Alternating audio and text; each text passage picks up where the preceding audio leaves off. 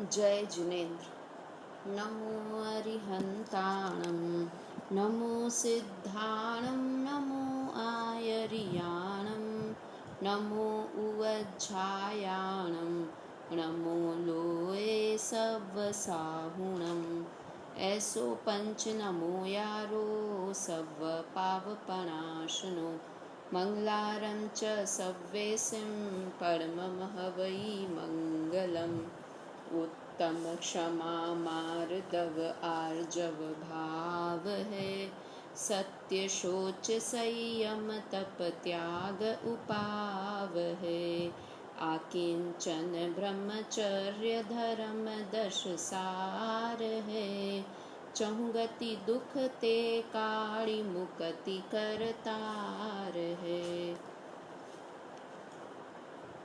उत्तम आकिंचन्य धर्म का मंगल दिवस आज है। आकिंचन्य का अर्थ क्या होता है? आकिंचन्य का अर्थ होता है परिग्रह का त्याग, परिग्रह से रहित होना। रत्नकरण शावकाचार्य में जो आकिंचन्य धर्म की परिभाषा बताई है, आकिंचन्य धर्म का अर्थ बताया है, वह क्या बताया है कि अपने ज्ञान दर्शनमय स्वरूप के बिना, जो एज इट इज शब्द ही पढ़ रही हूँ मैं रत्नकरण शावकाचार्य जी ग्रंथ में से, कि अपने ज्ञान दर्शनमय स्वरूप के बिना अन्य किंचित मात्र भी मेरा नहीं है, मैं किसी अन्य द्रव्य का नहीं हूँ, ऐसे अनुभव को आकिंचन्य धर्म कहते हैं। आकिंचन, किंचन मतलब किंचित भी, आकिंचन मतलब किंचित मात्र भी नहीं हूँ। किसका नहीं हूँ? कि मैं परद्रव्य का नहीं हूँ और परद्रव्य मेरे नहीं है। तो क्या है फिर मेरा? कि मैं तो एक ज्ञान दर्शनमय स्वरूपमय आत्मा हूँ। आत्मा के अलावा अन्य कुछ भी परद्रव्य मेरे नहीं है और न मैं किसी अन्य परद्रव्य का हूँ। किंचन, किंचन, किंचन शब्द आता है ना, किंचन मतलब किंचित मात्र भी, और अ मतलब नहीं, किंचित मात्र भी परद्रव्य मेरा नहीं है। तो वो नहीं है तो क्या मेरा है? कि आत्मा मेरा है। मैं एक ज्ञानानंद स्वभावी ध्रुव तत्व हूँ और उस आत्म ध्रुव तत्व के अलावा परद्रव्य मेरा किंचित मात्र भी नहीं है। ऐसे अनुभव को आकिंचन्य धर्म कहते हैं। तो अब परद्रव्य किंचित मात्र भी मेरे नहीं है, इसका मतलब है अपरिग्रह। अपरिग्रह का नाम भी आकिंचन्य धर्म है। 5 पापों में से एक पाप है ना परिग्रह पाप, हिंसा, झूठ, चोरी, कुशील और परिग्रह, ये 5 पाप हैं। तो इनमें से जो परिग्रह नाम, परिग्रह किसे कहते हैं? कि रुपया, पैसा, मकान आदि इकट्ठा करना और इकट्ठा करने का भाव करना और उसे अपना मानना, ये सब परिग्रह है। ये तो हम बाल बोधों की क्लास में पढ़ के आए हैं ना, कि इकट्ठा करना, करने का भाव रखना और उन्हें अपना मानना, वो सब परिग्रह है। तो वो परिग्रह का नहीं होना, उसका नाम आकिंचन्य धर्म है। जब हम पूजा की लाइन पढ़ते हैं ना आकिंचन्य धर्म की, तो उसमें तो शुरुआत ही यहाँ से की है कि परिग्रह 24 भेद त्याग करे मुनिराज जी। मतलब परिग्रह का त्याग करना। अगर हम व्यवहार से बोलेंगे, बाहर से बोलेंगे, तो क्या है कि परिग्रह का त्याग करना। परिग्रह का त्याग करना यानी पर पदार्थों का और पर भावों का त्याग करना, वो आकिंचन्य धर्म है। और अस्थि से बात करेंगे, जैसे हम पहले भी कर चुके ना, अस्थि से बात करेंगे तो क्या है कि अपनी आत्मा को अपना मानना। देखो, श्रद्धा किसी न किसी को तो अपना मानेगी। देखो ऐसा होता है ना कि हम शादी ही क्यों करते हैं? कई लोगों का ये रीज़न होता है कि शादी क्यों करना है, कि कोई तो इस दुनिया में अपना होना चाहिए। ऐसा करते हैं ना कि भैया मेरा पति है तो बाकी सब कोई मेरा नहीं हो, किंतु मेरा हस्बैंड या मेरी वाइफ तो मेरे हैं ही हैं, इसलिए शादी करते हैं कि कोई मेरा एक अपना होना चाहिए। तो वास्तव में तो वो अपना है या नहीं है वो दूसरी बात है, वो तो परद्रव्य है। किंतु वास्तव में मेरा क्या है कि मैं एक आत्मा हूँ और आत्मा ही मैं हूँ। मेरा ज्ञानानंद स्वभावी आत्म तत्व ही मैं हूँ। और मेरे अलावा बाकी सब परद्रव्य हैं। वास्तव में ये आकिंचन्य धर्म ये 10 धर्मों का सार है। अभी हमने जो लाइन बोली थी ना, उसमें क्या था? आकिंचन ब्रह्मचर्य धर्म 10 सार है, चहुगति दुख ते काड़ी मुक्ति करतार है। तो 10 धर्मों का सार है आकिंचन्य और ब्रह्मचर्य धर्म।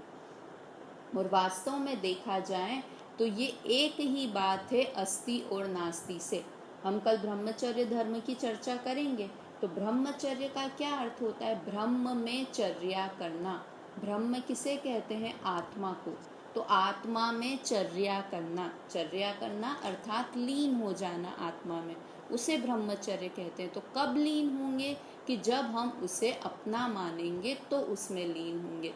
तो अगर हम देखा जाए तो अपनी आत्मा को अपना मानकर उसमें लीन होना वो ब्रह्मचर्य है। और नास्ति से बात करेंगे या उसी सिक्के का दूसरा पहलू देखेंगे तो क्या है?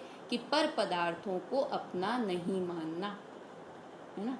पर पदार्थों और पर भावों से विरक्त होना ये आकिंचन्य धर्म है, और अपनी आत्मा को अपना मानना ये ब्रह्मचर्य धर्म है। समझो, 2 धर्म की बात हो गई, एक अस्ति और एक नास्ति से। तो ये ब्रह्मचर्य धर्म है और ये 10 धर्मों का सार है। और वास्तव में कहें तो ये सबसे बड़ा धर्म है। आकिंचन्य सबसे बड़ा धर्म है। क्यों है सबसे बड़ा धर्म? क्योंकि ये सबसे बड़े पाप को त्याग कर उत्पन्न होता है। तो अब सबसे पहले हम परिग्रह की बात करते हैं कि परिग्रह सबसे बड़ा पाप क्यों है। जैसे ऐसे होता है ना कि कोई विलन है, तो जितना बड़ा विलन है उसको मारने वाला हीरो भी उतना ही बड़ा होगा। कैसे कि रावण बहुत शक्तिशाली था, तो रावण को मारने वाला जो राम या लक्ष्मण की बात, लक्ष्मण ने मारा, तो वो रावण से भी ज्यादा शक्तिशाली हुआ। जितना बड़ा विलन तो हीरो उससे ज्यादा बड़ा। तो उसी तरह से सबसे बड़ा पाप कौन सा है? कि परिग्रह सबसे बड़ा पाप है। तो उस परिग्रह को त्यागने वाला, उस परिग्रह को छोड़ने वाला धर्म आकिंचन धर्म है, और वो धर्म भी सबसे बड़ा हो गया। अब पहले बात करते हैं कि परिग्रह सबसे बड़ा पाप क्यों है परिग्रह सबसे बड़ा पाप? कि इसलिए है परिग्रह सबसे बड़ा पाप क्योंकि परिग्रह के कारण ही जीव बाकी के चारों पाप भी करता है। परिग्रह का क्या अर्थ होता है? सबसे पहला तो कि रुपए पैसे मुझे मिल जाएं और चाहिए, और उन्हें इकट्ठा करने का भाव हो। धन दौलत, है ना, घर, कितनी ज्वेलरी हमारे पास हो तो और चाहिए, और जितनी है उसके प्रति भी बहुत ममत्व भाव रखना। 3 चीज़ें आती है जो अपने बाल बोध में हमने पढ़ी थी। रुपया, पैसा, मकान आदि इकट्ठा करना, है ना, इकट्ठा करना। फिर इकट्ठा करने का भाव करना और तीसरा उसे अपना मानना। ये तीनों परिग्रह के अंदर आता है। हम तो क्या कहते हैं कि जिसके पास सबसे ज़्यादा है वो सबसे ज़्यादा परिग्रही ही है। अगर हम ये परिभाषा बनाएं कि जिसके पास 100 साड़ियाँ हैं, समझो 100 साड़ी है, या 10 घर हैं, 10 मकान हैं, 5 कारें हैं, वो सबसे ज़्यादा परिग्रही। अगर हम ये परिभाषा बनाएं तो इस हिसाब से तो गरीब सबसे ज़्यादा वो हो गया, कोई भिखारी हुआ तो वो तो अपरिग्रही हो गया। क्यों हो गया अपरिग्रही? क्योंकि गरीब के पास तो न 100 साड़ी है, न 5 बंगले हैं, न 10 कारें हैं, कुछ भी नहीं है। तो क्या हम गरीब को अपरिग्रही कहते हैं? कोई भिखारी को ये कहते हैं कि अरे अरे ये तो महा अपरिग्रही है क्योंकि इसके पास कुछ भी नहीं है? क्यों नहीं कहते हैं उसे अपरिग्रही? क्योंकि उसके पास है नहीं, किंतु इकट्ठा करने का भाव है, तो वो भाव भी परिग्रह हुआ। समझ में आ रहा है? ये सबसे इम्पोर्टेंट है कि हमारे पास जो है पर पदार्थ वो तो पूर्व कर्म के पुण्य के उदय से होता है। जैसे भरत चक्रवर्ती थे तो वो सबसे ज्यादा परिग्रही हो जाएंगे। क्यों? क्योंकि वो तो 6 खंड के राजा हैं, इतना धन वैभव उनके पास है कि उनके समान किसी और के पास धन वैभव नहीं होगा, किंतु उन्हें परिग्रही नहीं कहेंगे क्योंकि वो तो छायिक सम्यक दृष्टि थे ना। तो उन्हें वो था, वो परिग्रह होना वो पुण्य के कारण से होता है, किंतु उसे अपना मानना और ज़्यादा इकट्ठा करने का भाव करना वास्तव में यही परिग्रह है।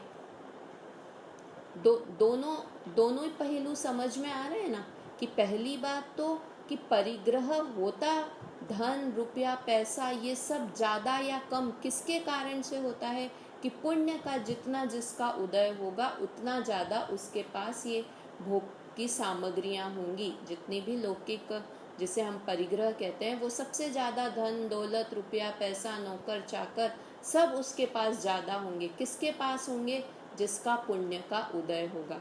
तो हम कम ज़्यादा के हिसाब से व्यक्ति को परिग्रही और अपरिग्रही नहीं कह सकते। किसके हिसाब से कहेंगे? कि उसे उसकी ग्रद्धता कितनी है, उसे उससे ममत्व कितना है, उसे राग कितना है, उसके हिसाब से परिग्रह और अपरिग्रह की बात होती है। तो एक गरीब भिखारी भी बहुत बड़ा परिग्रही हो सकता है और एक बहुत पैसे वाला व्यक्ति भी परिग्रह उसे कम हो सकता है, क्योंकि परिग्रह का नाप दंड नाप तोल बाहर की चीज़ों से नहीं है, अंदर की हमारी ग्रद्धता से है, अंदर के हमारे ममत्व के कारण है। किसी के पास 2 भी साड़ी हो किंतु इतना परिग्रह, ऐसा होता है ना, गरीब के पास 2 साड़ी भी हो तो वो उसको ऐसे अपने छाती से लगा के रखे, पोटली में रख के, बिल्कुल कि अरे अरे ये तो मेरा है, ये मेरा है। लौकिक में भी देखते हैं कि नहीं, कि किसी की एक छोटी सी रिंग भी घूम जाए, छोटी सी चांदी की रिंग घूम गई, चांदी की बिछिया पैरों में पहनते ना, वो घूम जाए और वो इतना आकुलित हो जाए कि बस, है ना, वो चाहे कितना भी अमीर व्यक्ति हो किंतु एक छोटी सी रिंग भी घूम गई है उसकी, चांदी का भी कुछ घूम गया है तो वो इतना आकुलित हो जाए। और कोई गरीब हो किंतु उसका अगर सोने की चेन भी चली जाए तो वो बहुत ज़्यादा आकुलित नहीं हो, कि है तो है परिग्रह, था तो था, नहीं था तो नहीं था। मतलब बाहर से परिग्रह का नाप तोल नहीं है, अंदर में हमें उसके प्रति कितना ममत्व है उससे परिग्रह का मेजरमेंट होता है। तो हम चर्चा कर रहे थे कि परिग्रह सबसे बड़ा पाप है।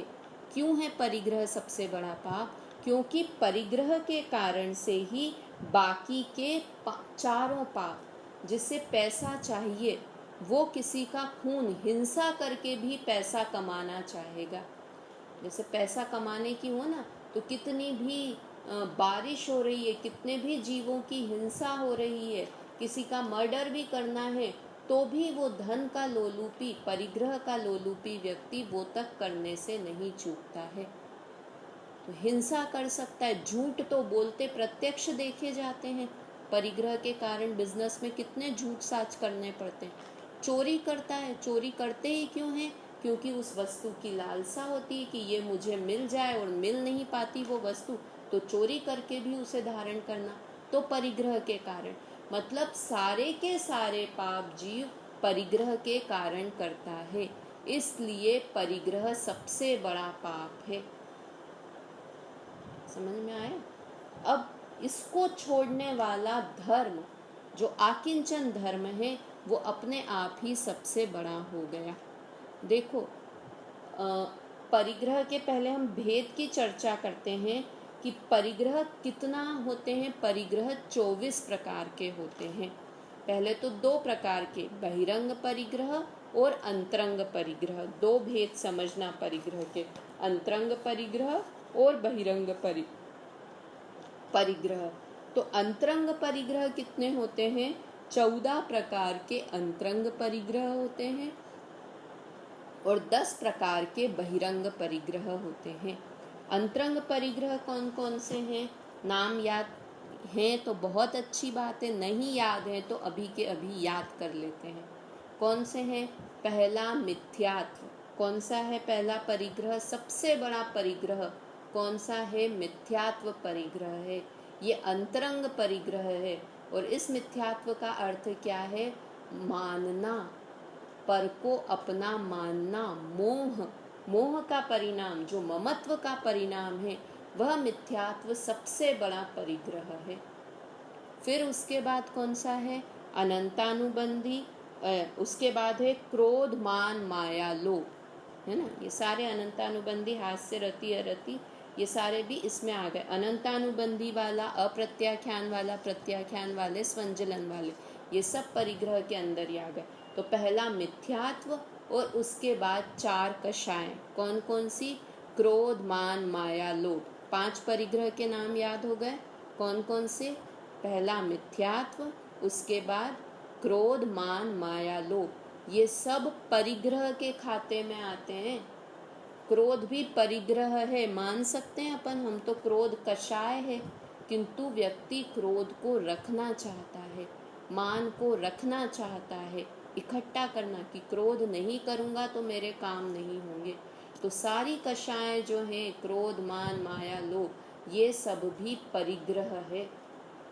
जीव इसे अपनी आत्मा के अंदर इकट्ठा करता रहता है। इन विभाव भावों को इकट्ठा करना, परिग्रह यानी इकट्ठा करना। तो इन कषायों को इकट्ठा करता रहता है, अपना मानता रहता है, इन कषायों से मोह करता रहता है। इसलिए ये सब के सब कषाएं क्या हैं? परिग्रह है।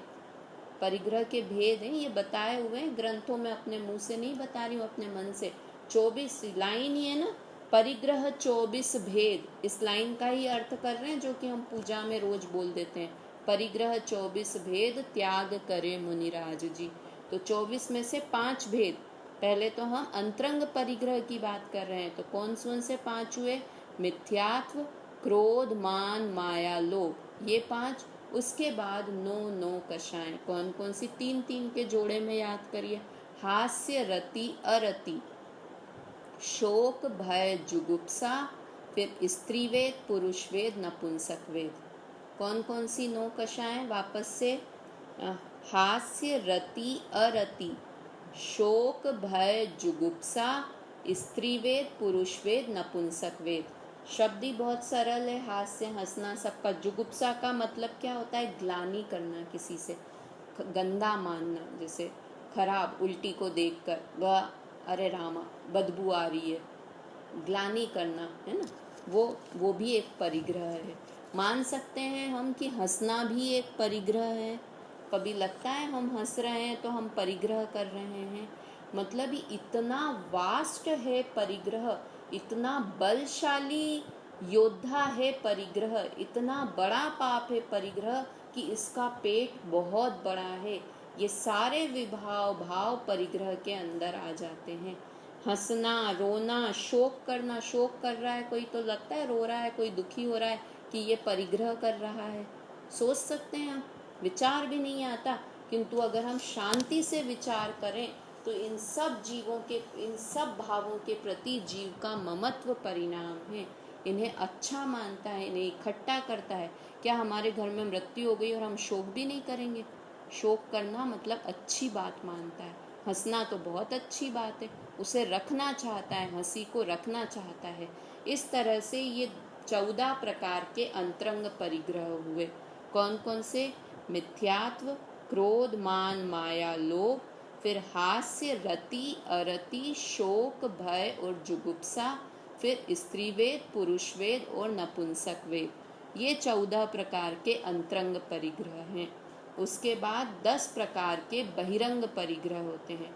बहिरंग परिग्रह अर्थात जो बाहर से दिखाई दे जाते हैं, जैसे क्षेत्र, वास्तु, धन, धान्य, फिर नौकर चाकर, फिर यान, कूप्य, वास्तु, ये सारे वस्त्र, ये सारी चीज़ें क्या हुई? ये 10 के 10 बहिरंग परिग्रह हुए। मतलब जो जो भी हमें दिख रहा है ना हमारे घर में, धन, धान्य, धन में सब आ गया, सोना चांदी सब आ गया, क्षेत्र में सब आ गया, अपने जितनी भी प्रॉपर्टीज़ है ना हमारी, यहाँ एक सांगानेर में एक ज़मीन है, एक यहाँ पर ज़मीन, यहाँ यहाँ इन्वेस्ट कर रखी है, इतनी सारी कमर्शियल प्रॉपर्टी है, इतनी रेजिडेंशियल प्रॉपर्टी है, इतने सारे फ्लैट वगैरह हैं, इतनी ज़मीनों में इन्वेस्टमेंट कर रखा है। तो ये सब परिग्रह हैं, है ना। तो ये सब सोना चांदी आदि, दास दासी, ये भी परिग्रह में लिए हैं। कई जगह दास दासी की जगह द्विपद चतुष्पद परिग्रह भी बोलते हैं, और कहीं कहीं पर दास दासी का नाम भी आता है।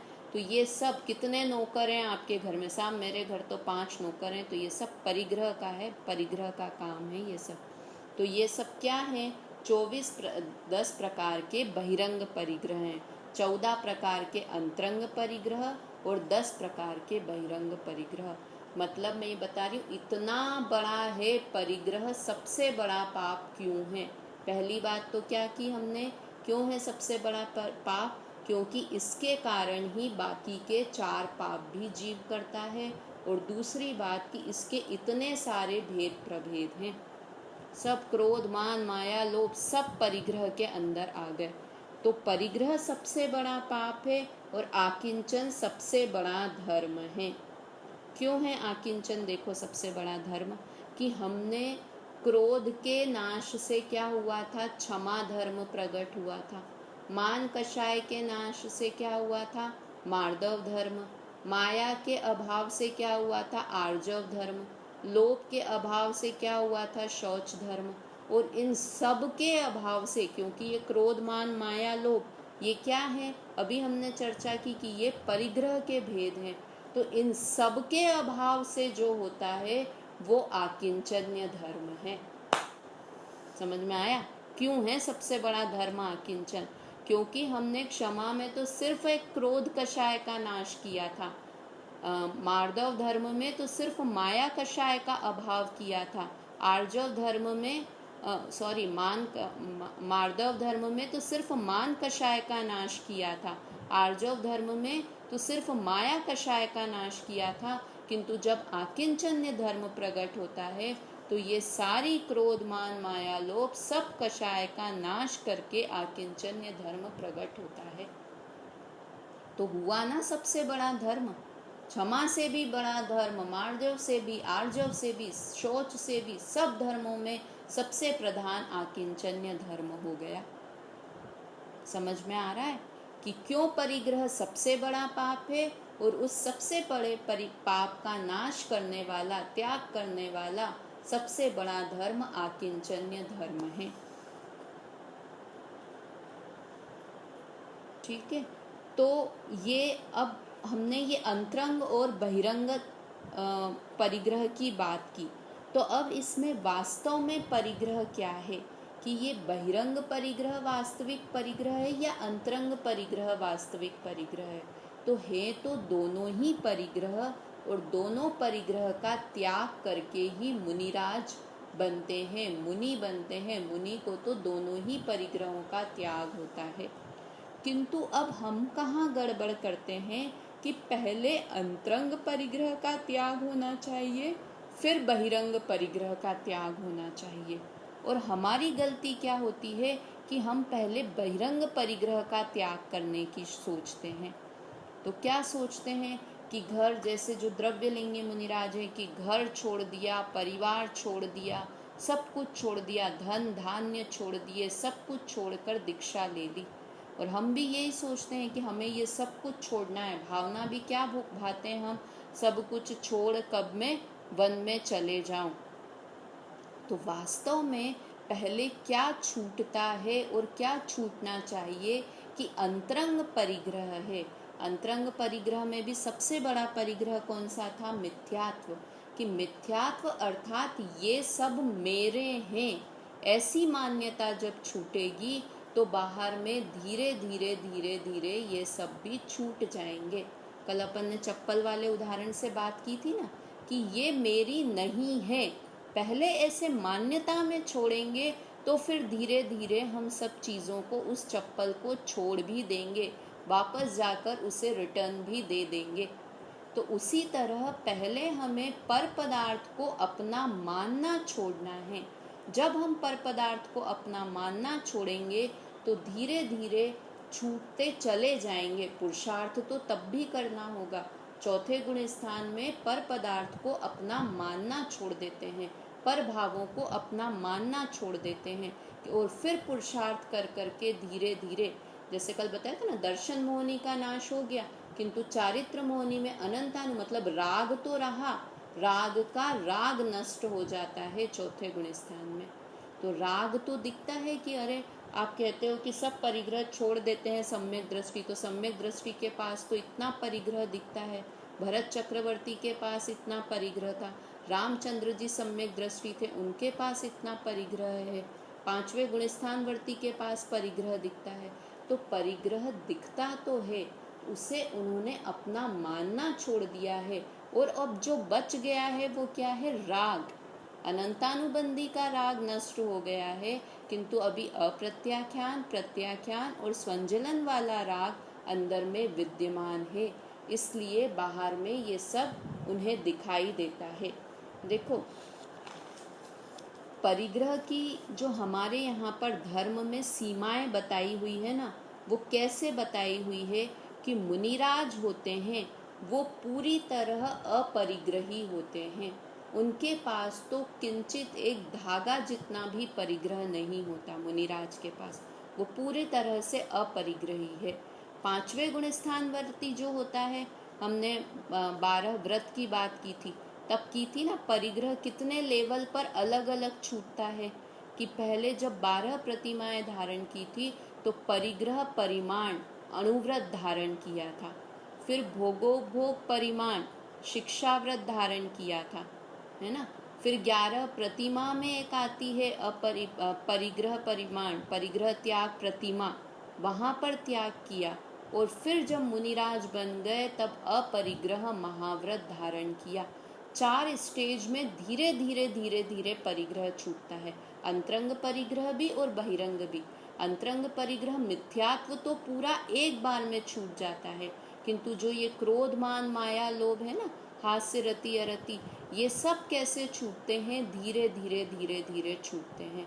अनंतानुबंधी वाला तो छूट जाता है, किंतु अप्रत्याख्यान वाला क्रोध लोभ तो कब तक रहता है? 10वें गुण स्थान तक स्वंजलन वाला लोभ रहता है। तो ये धीरे धीरे छूटते हैं, किंतु पहला परिग्रह है वह तो मुनिराज को तो सभी परिग्रह छूटते, छठे गुण स्थान में और परिग्रह छूटते जाते हैं। तो ये परिग्रह ऐसे धीरे धीरे छूटता है ना। तो छठे गुण स्थान में तो संपूर्ण परिग्रह छूट जाता है। पांचवें गुण स्थान में कितना छूटता है कि परिग्रह सीमित कर लेते हैं, परिग्रह की सीमा बांध लेते हैं कि मैं इससे ज़्यादा परिग्रह नहीं रखूँगा, इससे ज़्यादा नहीं रखूँगा। और चौथे गुण स्थान में परिग्रह की सीमा नहीं बांधते हैं, कितना भी परिग्रह हो सकता है। चक्रवर्तियों को होता है, सौधर्म इंद्र आदि को होता है, बहुत परिग्रह होता है, बहुत धन दौलत होते हैं, किंतु वो कैसे होता है कि न्यायोपार्जित धन ही होता है। जितना भी परिग्रह होगा वह न्याय से ही कमाया हुआ होगा, क्योंकि सम्यक दृष्टि को अन्याय, अभक्ष और अनीति, इन तीनों का त्याग होता है। तो अन्याय से वह धन का उपार्जन नहीं करेगा, अन्याय से परिग्रह इकट्ठा नहीं करेगा। और अभी मिथ्या दृष्टि की तो क्या हालत है कि येन केन प्रकारेण, किसी भी तरह से मुझे धन मिल जाए, मेरे पास पैसा होना चाहिए, कितनी भी मुझे षड्यंत्र रचाना पड़े, किंतु धन चाहिए। तो यहाँ पर ये जैन धर्म ऐसी सीमाओं में बांध देता है कि चौथे गुण स्थानवर्ती को परिग्रह की सीमा नहीं है, किंतु न्यायपूर्वक ही परिग्रह करेगा। पांचवें गुण स्थानवर्ती अपने परिग्रह की सीमा निश्चित कर लेगा और मुनिराज पूरी तरह से अपरिग्रही हो जाते हैं। इस तरह की परिग्रह की सीमाएं होती हैं, है ना। वास्तव में परिग्रह है क्या, जो एक और परिभाषा ग्रंथों में आती है, वो उसका क्या है? वो तत्वार सूत्र में भी आई है, मूर्छा परिग्रह। मूर्छा है वही परिग्रह है। और मूर्छा किसे कहते हैं कि ममत्व परिणाम को मूर्छा कहते हैं। बार बार मैं इस बात पे जोर दे रही हूँ। क्यों? क्योंकि बाहर में परिग्रह होना ये तो पुण्य पाप के अधीन है। बाहर में कितना पैसा हमारे पास होगा, कितना नहीं होगा, कितनी ज्वेलरी होगी, कितने कपड़े होंगे, ये सब हमारे पूर्व कर्म के आधार पर है, किंतु उससे हमें ममत्व कितना करना ये तो हमारे हाथ में है ना। देखो, ऐसा होता है कि पुण्य आत्मा कितना भी चाहे तो उसके पास तो छप्पर फाड़ के भी धन आता रहता है। पुण्य का उदय होता है ना, आपने अपने जीवन में भी इस चीज़ को देखा होगा कि जब हमारे पुण्य का उदय आ जाए तो जहाँ हाथ डालें मिट्टी में से भी सोना निकलने लग जाता है। जब पुण्य का उदय आता है तो छप्पर फाड़ कर आता है, और जब पाप का उदय आता है तो वो धरती फाड़ के भी धन चला जाता है, ऐसा कहते हैं। जब पाप का उदय आता है, जब उसकी अकृत पुण्य की कहानी या किसकी कहानी आती है ना, कि एक व्यक्ति ने, सेठ जी ने उसको कहा कि मैं इसकी मदद करना चाहता हूँ, बेचारा बहुत दुखिया दिखता है, इसकी मदद करना चाहता हूँ। तो वो उसको उन्होंने क्या किया कि उसको दिया कि ठीक है चलो तुम बहुत गरीब हो और मैं तुम्हें बिजनेस करने के लिए धन देता हूँ। और वो अपने जेब में से 4 सोने की मोहरें निकालते हैं और उसके हाथ पे रख देते हैं। तो वो 4 सोने की मोहरें 4 अंगारें बन जाती हैं, उसके हाथ जलने लगते हैं। तो वो कहता है क्या सेठ जी से कि आपको मुझे धन देना नहीं देना है तो ऐसा बोलो ना, आप मेरा अपमान क्यों कर रहे हो। तो सेठ जी को समझ में आ जाता है कि अभी मैं कितनी भी इसकी मदद करना चाहूँगा किंतु मैं इसकी मदद नहीं कर पाऊँगा। क्यों? क्योंकि इसके पाप का उदय चल रहा है। और जब बाद में उसी व्यक्ति के पुण्य का उदय आता है तो वो खटिया की 4 पाए होते हैं ना पलंग के, वो पलंग के 4 पाए कुछ टूटते हैं तो उसमें से सोने की मोहरें गिरने लग जाती है। ऐसा पुण्य का उदय आ जाता है। मतलब धन, पैसा, परिग्रह, जितना भी बहिरंग परिग्रह है वो सब पुण्य पाप के अधीन है। और हम पूरा अपना मनुष्य भव किस में निकाल देते हैं कि धन इकट्ठा करने में। दूसरों के कि अरे देखो ये मेरे चाचा ताऊ ने मेरा धन हड़प लिया और मुझे धन आ जाए, कैसे मैं शेयर्स में कमा लूँ, मैं इसमें कमा लूँ, उसमें कमा लूँ। महिलाएं नहीं कमाएं, किंतु बिल्कुल अगर पुरुष, महिलाएं कमाती तो नहीं किंतु पूरा इंटरेस्ट कि कहाँ से धन आ रहा है। अच्छा, मतलब वो बिजनेस में कोई दूसरा व्यक्ति उसे धोखा दे तो वो महिला भी उस दूसरे व्यक्ति से कषाय करने लगे। तुमको तो धोखा नहीं दिया ना, किंतु अरे मेरे धन, मेरे हस्बैंड को धन आने में इन्होंने बाधा डाली है। बड़े बड़े घर टूट जाते हैं ये धन परिग्रह आदि के चक्कर में। और हमें इतना सा अपने मन में विचार आ जाए कि ये धन पुण्य कर्म के कारण आता है, पुण्य कर्म के उदय से आता है, तो हमारी कितनी कषाएं कम हो जाएंगी। बिल्कुल ये जीवन में सुखी रहने का एक मंत्र है कि कभी भी धन के पीछे मत भागो। धन आना होगा तो छप्पर फाड़ के अपने आप आ जाएगा, और नहीं आना होगा तो तुम कितनी भी मेहनत कर लो तुम्हारे पास नहीं आने वाला है ना। तो हम तो क्या कर सकते हैं, हम उस धन, मतलब में सिर्फ धन तो एक बोलने के लिए, धन मतलब सबका सब परिग्रह। हम नौकर चाकर, ये दास दासी परिग्रह, कितनी चिंता कर लें कि बाइयाँ नहीं आ रही मेरे पास, तो बाई टिकती नहीं है, ये नहीं है, बाइयाँ रखते हैं निकल जाती है, तो भाई तुम्हारे पाप का उदय है, इसलिए वो बाई नामक परिग्रह तुम्हारे पास नहीं रह पा रहा है। ये सारी चीज़ें पुण्य पाप के अधीन हैं, हमारे अधीन नहीं हैं। तो हमें तो क्या करना है कि पर को अपना मानना ये मिथ्यात्व है, और पर को अपना मानना छोड़ना ये वास्तव में परिग्रह का त्याग है। हमने परद्रव्य को अपनी मान्यता में अपना मान रखा है कि ये परद्रव्य मेरे हैं, ये सारा धन दौलत मेरा है, ये सारी कार मेरी है, सारी ज्वेलरी मेरी है, किंतु वास्तव में तो वो पुण्य की गुलाम है, पुण्य की दास है सारा का सारा परिग्रह, और हमने उसे अपना मान रखा है। तो कहाँ से उसे छोड़ना है, उसे निकाल निकाल के फेंकना नहीं है घर से। क्या करना है, जब भी हम परिग्रह छोड़ने की बात करें तो क्या दिमाग में आता है कि निकाल निकाल के फेंक दो सारा सामान। क्या सारा धन हम फेंक दें, सारी साड़ियाँ डोनेट कर दें, सारी ज्वेलरी बांट दें? उसकी बात नहीं है, उसे अपना मानना छोड़ना वास्तव में यही परिग्रह का त्याग होता है। इसे बोलते हैं ना, शरीर भी एक परिग्रह है, तो शरीर को छोड़ना, तो शरीर को छोड़ना तो भगवान के हाथ में भी नहीं है, अरहंत भगवान कितना सोचें कि मैं सिद्ध भगवान बन जाऊं, ये शरीर भी मेरा छूट जाए, ये शरीर का परिग्रह भी मेरा छूट जाए, तो छोड़ सकते हैं कि नहीं, वो तो आयु कर्म के अधीन है।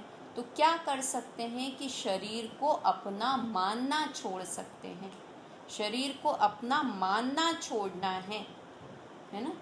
शरीर को छोड़ना नहीं है, शरीर को अपना मानना छोड़ना है। वास्तव में यही परिग्रह का त्याग है। अब देखो एक और बात जो होती है वो क्या चलती है कि हम क्या करते हैं कि कोई हिंसा करे तो उसे क्या मानते हैं, पापी।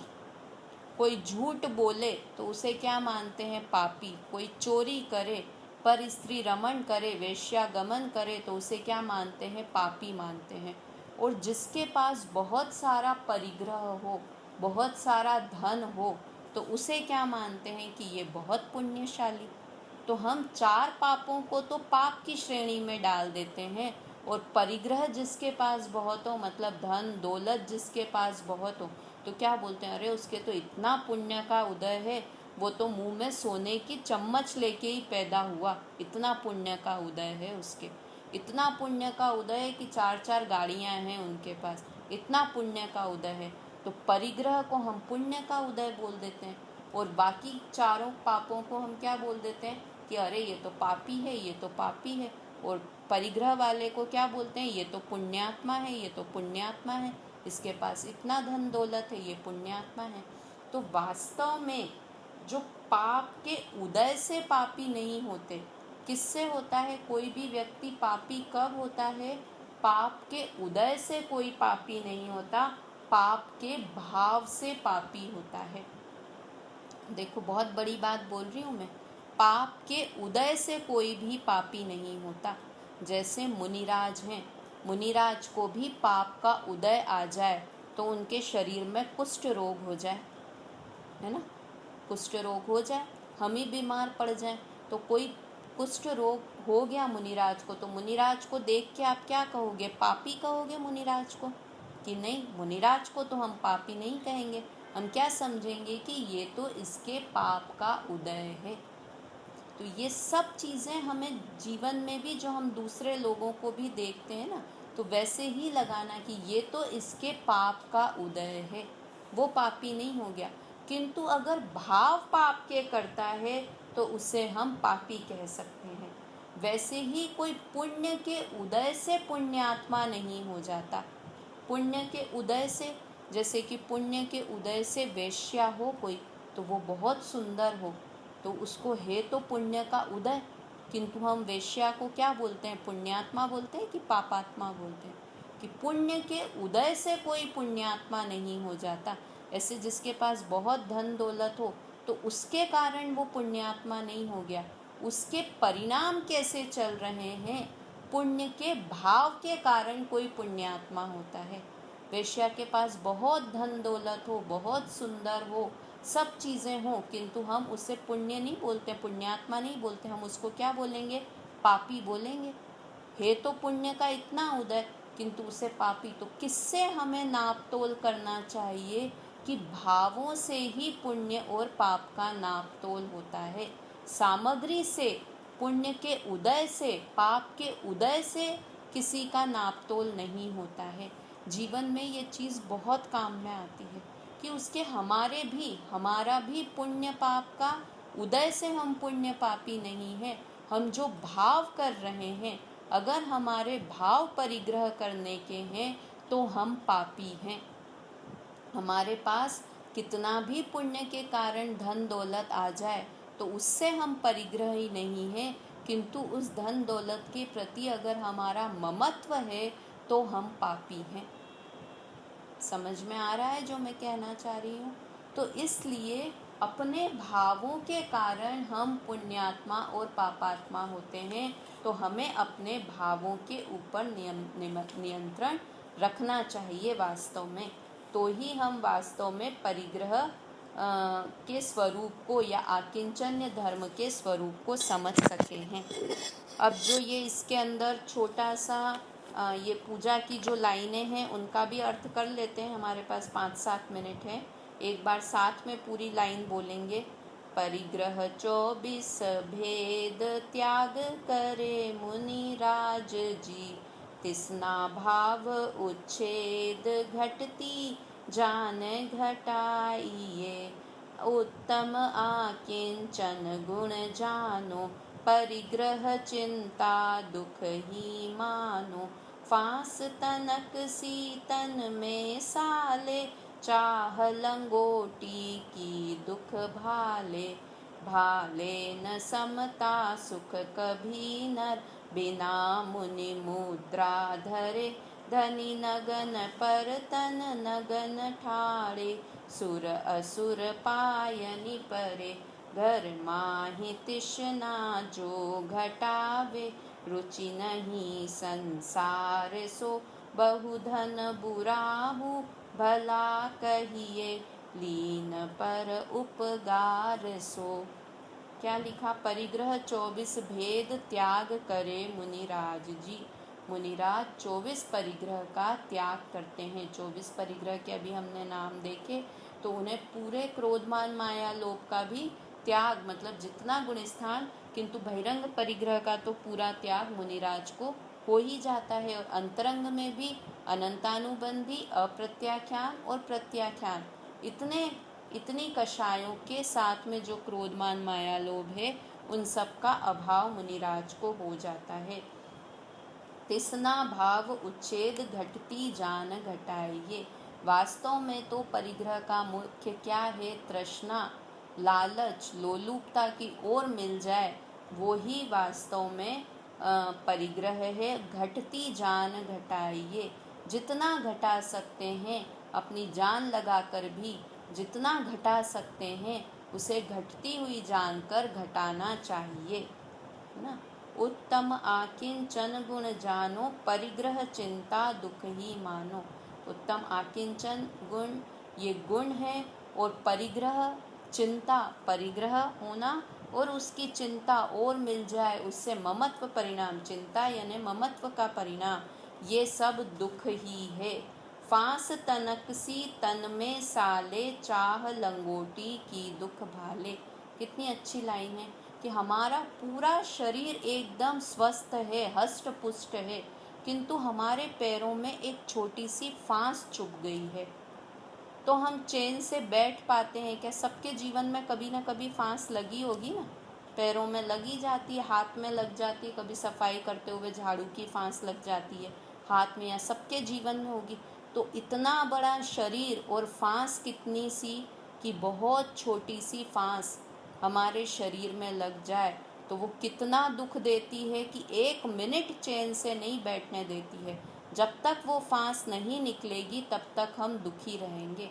इतनी छोटी सी, कितना बड़ा शरीर और फांस निकलती, हम सुई से निकालते हैं ना, कितनी सी निकलती है वो फांस, इतनी छोटी सी होती है, बिल्कुल आँख से दिखे भी नहीं, उतनी छोटी सी फांस हमें दुख दे देती है। तो सोचो हमारे पास तो क्या, यहाँ क्या लिखा? चाह लंगोटी की दुख भाले। एक लंगोटी की भी अगर इच्छा है, मतलब इतना छोटा सा परिग्रह मुझे चाहिए, ऐसी इच्छा है, तो वो जीव को शांति से नहीं बैठने दे सकती।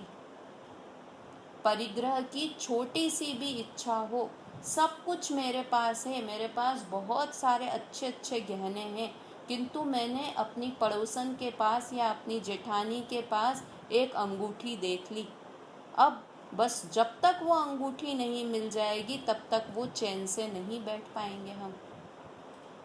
किसी के, अरे ये अंगूठी वगैरह तो छोड़ो, किसी के घर पर खाना खाने जाएं तो कोई सुंदर शेप की ग्लास या कटोरी दिख जाए, तो जब तक वो कटोरी मुझे नहीं मिल जाए, मुझे भी वैसी की वैसी ही कटोरी खरीदनी है, वैसी ही क्रॉकरी खरीदनी है।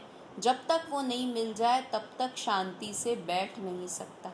अरे इतनी क्रॉकरी तो घर में भरी हुई है, उससे ज़्यादा सुंदर भरी हो भले हमारे घर पे, किंतु वो चाह हो गई ना, तो वो शांति से बैठने नहीं देती है। जैसे कि एक छोटी सी फांस शांति से नहीं बैठने देती है, दुख का कारण हो जाती है, तो वैसे ही ये परिग्रह, इच्छा, ममत्व का परिणाम, ये सब दुख का कारण है। और ये तो जो दूसरे की देखे और उसके अलावा खुद के पास है, उसको भी संभालने की इच्छा, मेरी मेरी मेरी, ये इच्छा उसे शांति से नहीं बैठने देती। भालेन समता सुख कभी नर बिना मुनि मुद्रा धरे। तो वास्तव में तो पूर्ण सुखी कौन है कि मुनिराज ही हैं, क्योंकि वे पूरी तरह से समता भाव रखते हैं। समता अर्थात राग द्वेष नहीं करते हैं, ममता का परिणाम नहीं है उन्हें। समता किसका उल्टा है? ममता का उल्टा समता। तो ममता अर्थात मोह नहीं है, मोह नहीं है यानी मिथ्यात्व नाम का परिग्रह नहीं है। तो वो जब तक अगर हम समता धारण नहीं करेंगे तो वो कब तक कि बिना मुनि मुद्रा धरे, मुनि मुद्रा धारण किए बिना समता नहीं हो सकती। धनी नगन परतन नगन थाड़े सुर असुर पायनि पड़े। और वे बहिरंग परिग्रह से भी रहित हैं और अंतरंग परिग्रह से भी। तन नगन, नग्नता ही उन्हें दिखा रही है कि उन्हें किंचित मात्र भी एक लंगोटी जितना भी परिग्रह उनके पास नहीं है।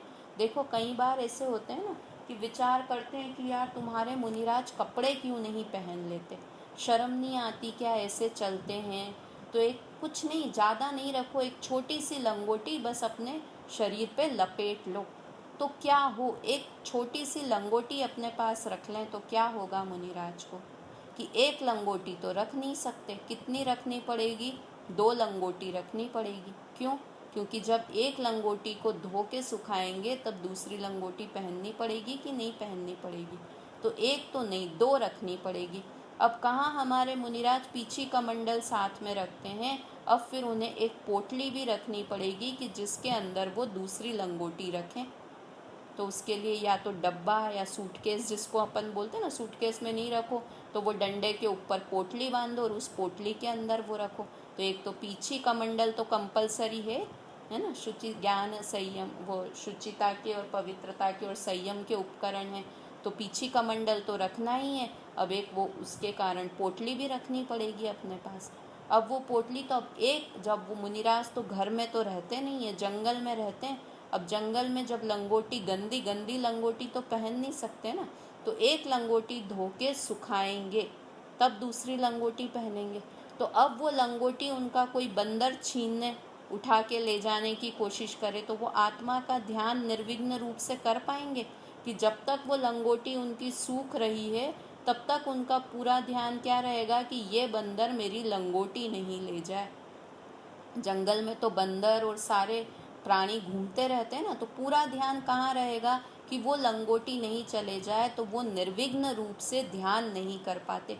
जो ये इसका अर्थ कर रही हूँ मैं, चाह लंगोटी की दुख भाले, कि वो लंगोटी उनके मुसीबत का कारण बन गई कि जब तक वो सूख नहीं जाती और वापस अपनी पोटली में नहीं रख लें तब तक वो ध्यान नहीं कर सकते। अब वो बंदर बार बार परेशान करे तो उसको मारने के लिए, डराने के लिए, भगाने के लिए एक डंडा भी रखना पड़ेगा, ताकि वो बार बार कोई पशु उन्हें परेशान नहीं करे, उनकी लंगोटी उठा उठा के नहीं भागे। और वो पोटली बांध के भी बाजू में रख ली तब भी वो ध्यान निर्विघ्न नहीं कर पाएंगे। क्यों? क्योंकि पूरा ध्यान पोटली पर रहेगा, उस लंगोटी के ऊपर पूरा ध्यान रहेगा। तो वो एक लंगोटी भी दुख का कारण बन जाती है। इसलिए हमारे मुनिराज नग्न रहते हैं। एक लंगोटी भी, मतलब सोचो पूरी कितनी चीज़ें एक्स्ट्रा रखनी पड़ेगी। फिर वो ज़्यादा गंदी हो जाएगी तो साबुन भी रखना पड़ेगा। गंदी लंगोटी पहन के घूमेंगे तो अच्छा लगेगा क्या? फिर इनके श्रावकों के ऊपर उस दृष्टि से भी देखना पड़ेगा कि भाई मेरी एक लंगोटी खराब हो गई है, आप दूसरी दे दो। ऐसी उनके ऊपर डिपेंडेंसी भी हो जाएगी श्रावकों के ऊपर। मतलब एक लंगोटी रखना, एक किंचित भी परिग्रह रखना, वह इतने बड़े दुख का कारण हो जाएगा। ठीक है, तो इसलिए मुनि बहिरंग और अंतरंग दोनों परिग्रह से रहित होते हैं और इसीलिए सुर असुर भी उनके पाँवों में झुकते हैं, उनके पैरों में झुकते हैं। बहुत लॉजिकल है हमारा जैन धर्म कि मुनिराज नग्न ही क्यों रहते हैं, इसके के पीछे भी इतना बड़ा गणित चलता है कि चाह लंगोटी की दुख भाले ना, घर माही तिसना जो घटावे रुचि नहीं संसार सो।